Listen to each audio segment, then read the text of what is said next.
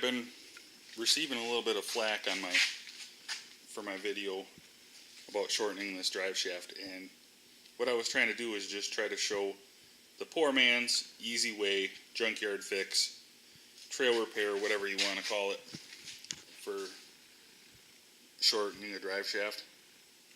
And you can see this is where I shortened it. This has been probably, gosh, it's been not quite a year now. And this drive shaft spins true. I can go down the highway with it. You can go 70 miles an hour. There's no vibration. I've taken it in mud bogs, over rocks, everything, and no problems whatsoever. But people are saying I need to cut it here and then cut off a section.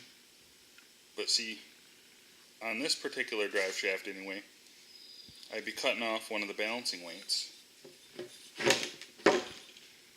This is probably not a particularly good drive shaft from the factory when it has this big of weights on it opposite each other like that.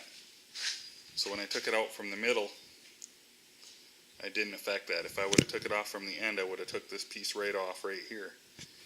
Here's one that I'm going to try doing it the way people have told me. So I'm going to cut it there, cut this section out, slide that back in just the way people have said, and we'll see how it works. I'll see if it's as easy as the way that I did it here, if I have any problems, or if it gets kittywampus any, we'll see.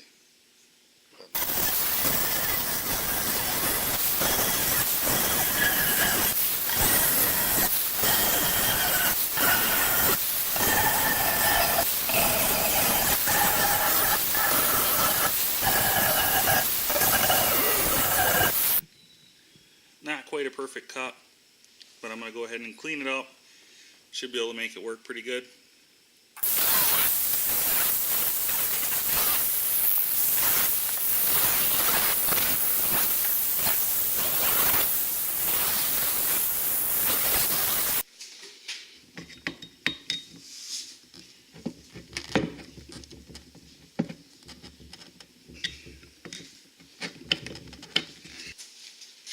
Still didn't get it off? No.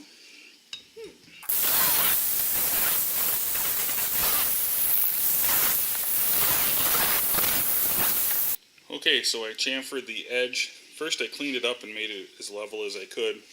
Then I chamfered the edge just to give more space for when I weld it. Should usually always do that.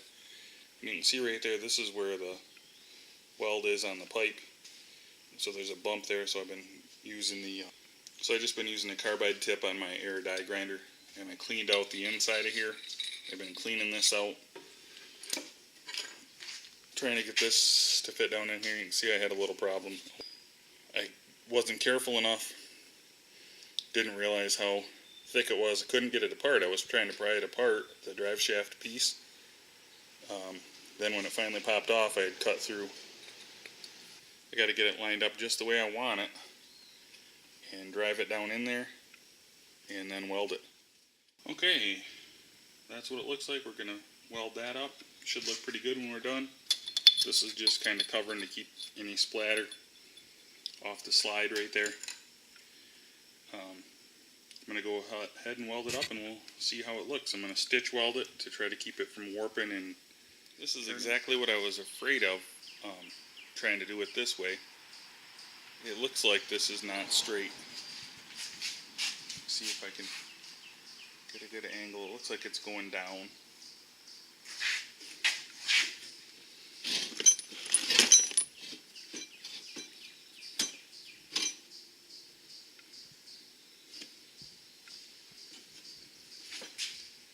Yeah, you can kind of see it if I step back now. It looks like it's going up.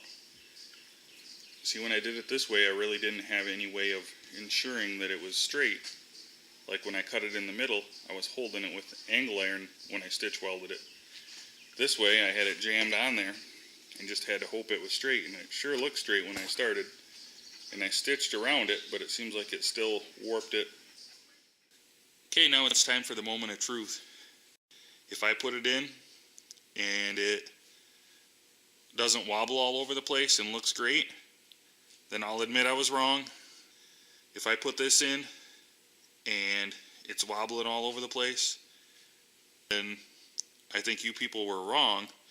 In my way, maybe a little weaker, but it is foolproof as far as getting the axle to be run true.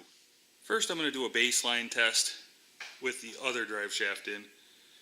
Then I'm going to pull that one out and we'll see what the new one looks like.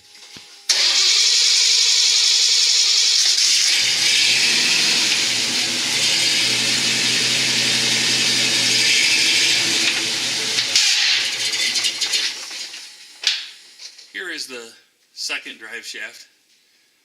It has the weld and the shortening on the end instead of the middle, so we'll see how this one spins.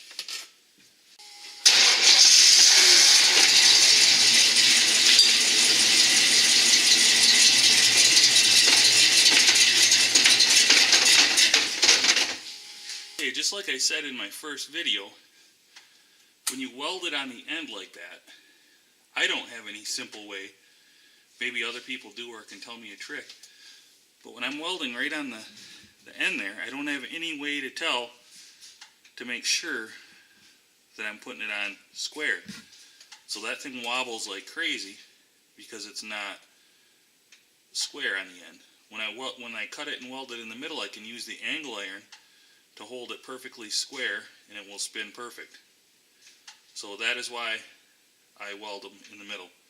I'm going to keep this one just for a spare, for if I break on a trail, I can throw this drive shaft in, but obviously it's not something you're going to want to drive down the road with because it wobbles pretty bad.